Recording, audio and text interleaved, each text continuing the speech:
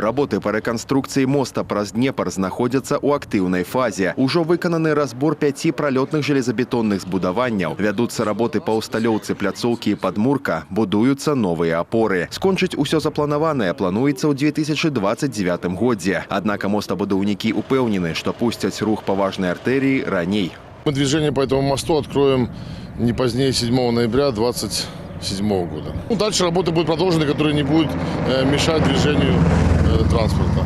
Сама трасса М10 таксама не засталася па-за увагай губернатара і міністра. Кіраўнікам падрабязна распавялі, якой будзе дарога пасля завяршэння работ. Ключавое змяненне – траса стане 4-палоснай з цэментабетонным пакрыццём. Першы этап работ – каля 17 кіламетраў ад Рэчыцы да Каравацічаў. Будаўнікі плануюць завяршыць у верасні гэтага года. Выкладзены верхні пласт пакрыцця. Вядзецца ўладкаванне землянога палатна, транспартных развязак і пешаходных пераходаў. У завяршальнай стадыі аднаўлення меліярацыйных систем. Лечится Хойники до Караватича.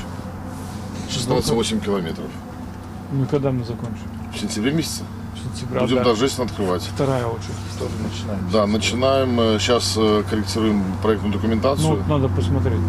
Для прадухілення ДТЗ з удзелам дзікіх жывёл прадугледжана ўстаноўка сеткі ўздоўж дарогі. Прыпыначныя пункты ўздоўж трассы будуць выкананы ў адзіным стылі. Работа проделана большая, но пока мы работаем только на первой из 5 очередей.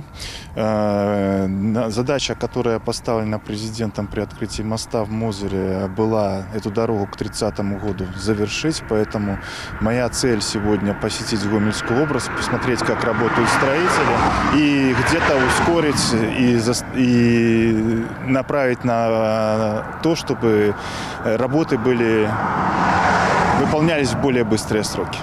Губернатар і міністр абмеркавалі з дарожнымі службамі пытанні захавання бяспекі для вадзіцеляў, пешаходаў, а таксама даручылі будаўнікам прадугледзець стварэнне безбар'ернага асяроддзя. Пастаўлены таксама задачы аб падсыпцы адхонаў, усталяванні агароджаў, добраўпарадкаванні прылеглай тэрыторыі. Пасля завяршэння ўсіх работ траса М10 стане значна камфортней і бяспечней для ўсіх удзельнікаў дарожнага руху.